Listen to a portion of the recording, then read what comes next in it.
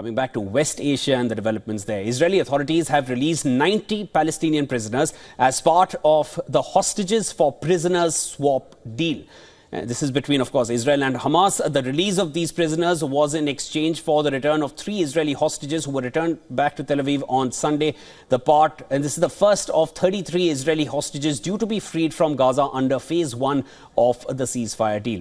Now, hundreds of people cheered. They chanted, they honked their car horns as 2 buses arrived in West Bank town of Betunia.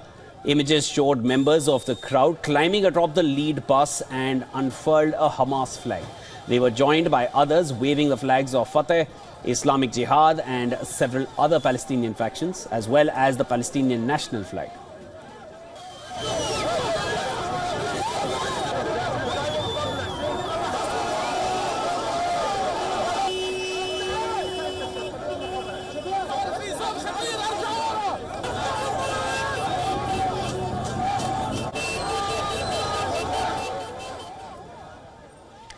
Now, the buses carrying freed Palestinian prisoners departed the Israeli military prison Ofer near Ramallah in the Israeli-occupied part of West Bank early on Monday.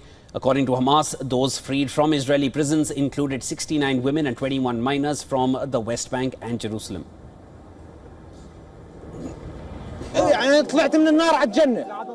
left hell and now I'm in heaven. We are out of hell. They used to violate us, beat us, fire tear gas towards us. They used to count us while our heads were down on the floor. Suddenly they would enter the cells and fire gas toward us. They say bad words at us. There's no food, no sweets, no salt, there's nothing. The prisoner release, the first in the war since November of 2023, followed the freeing of 3 women hostages by Hamas, Emily Damari, Romy Gonen and Doron Steinbrecher. They were handed over to the Red Cross in Gaza on Sunday afternoon. They were later flown to a hospital in Tel Aviv in a helicopter where they had a tearful reunion with their families.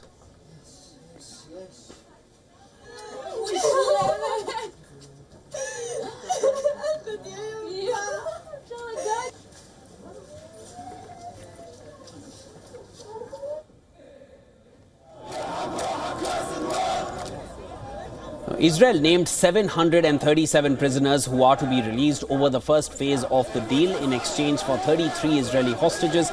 More than 230 of them are expected to be exiled immediately upon their release. The agreement was negotiated with the mediation of Qatar, Egypt and the United States, aiming to end more than 15 months of war in the Gaza Strip. The incoming US President Donald Trump hailed the ceasefire agreement as the first step towards lasting peace in West Asia. He also claimed that the agreement only happened as a result of his presidential victory in November.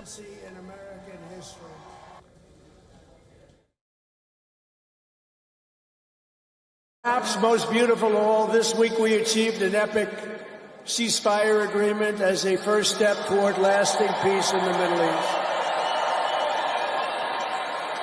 And this agreement could only have happened as a result of our historic victory in November. Meanwhile, the World Health Organization has said that it was ready to pour much-needed aid into Gaza, but that it would need systematic access across the territory to do so. Much of the Gaza Strip's health infrastructure has been destroyed. It also estimated the cost of rebuilding Gaza's battered health system, which will require more than $10 billion. Aid trucks continue to move into Gaza via Egypt's Rafah crossing. The deal requires 600 truckloads of aid to be allowed into Gaza every day of the initial 6-week ceasefire, including 50 carrying fuel.